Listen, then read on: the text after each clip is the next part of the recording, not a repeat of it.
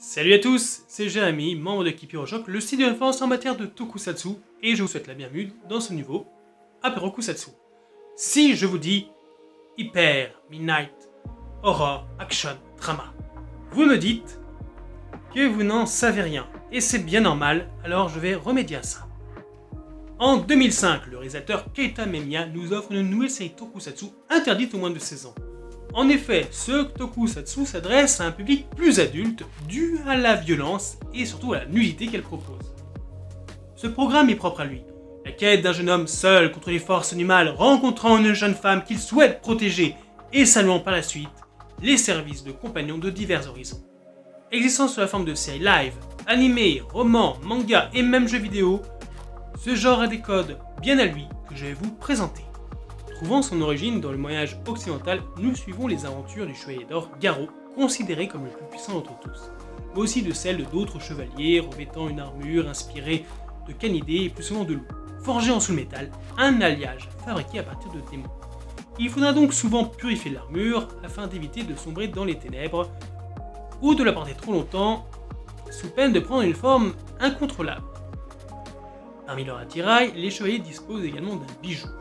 Collier, une bague ou parfois prenant même forme humaine nommée Madogu. Ces objets de thème gothique doués de paroles servent à identifier les aurores et à détecter l'énergie maléfique.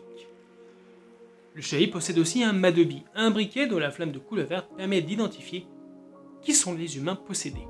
Et enfin, élément indispensable de tout chevalier, un destrier, le Madoba, un cheval blindé mécanique permettant de traverser les dimensions et très utile contre les aurores géants. Ils ont souvent comme partenaire un prêtre macaque, fréquemment une femme plutôt sexy qui accomplit diverses tâches comme la traque ou la localisation des aurores.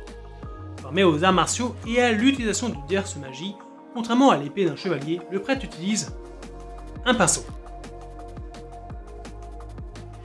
Waouh, c'est vachement impressionnant. A l'origine, ce sont eux qui combattaient les aurores bien avant la création des chevaliers Makai. Mais à cause de leur faiblesse, leur rôle a évolué en unité de soutien. Les chevaliers reçoivent leurs ordres du tribunal, une haute instance qui gère l'ordre Makai. C'est elle qui dicte les lois comme celle qu'une femme ne peut être chevalier. C'est un peu misogyne, non? Et pour faire le lien entre eux, nous trouvons les Bangenju, des êtres sages, intemporels et d'apparence humaine qui ont pour but de faire respecter les lois dans leur circonscription. Nos héros combattent donc les aurores, des créatures démoniaques se nourrissant d'âmes et profitant de la négativité humaine pour s'incarner dans leurs victimes. Les aurores masculins ont tendance à s'attaquer à des gens cupides, égoïstes ainsi que rancuniers. Les féminins, eux, sont plus portés sur la luxure, l'orgueil ainsi que la jalousie.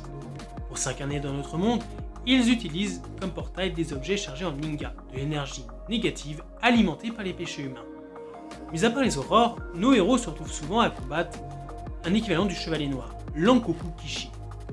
Ce chevalier, déchu, agissant seul et pervertissant son armure par ses actes maléfiques, a ses propres motivations, se servant de toute personne capable de lui faire accéder à son but. Voilà la base même du genre, et cela même après 15 ans de série. On parle ici de 10 séries et 10 films live, 3 séries et 2 films animés, ainsi que de nombreux mangas, romans, épisodes spéciaux et même pièces de théâtre. Les aventures des Chevaliers d'Or ne sont pas prêtes de s'arrêter et elles continuent même cette année avec Galo vs Road, une nouvelle interprétation de l'univers de Keita Memiya. Merci à Radio Anime de nous avoir permis de vous présenter ce genre de production tokusatsu. Vous pourrez trouver toutes les dernières news sur le site heroshop.com ainsi que dans le magazine Monkey TV. On se retrouve bientôt pour un nouvel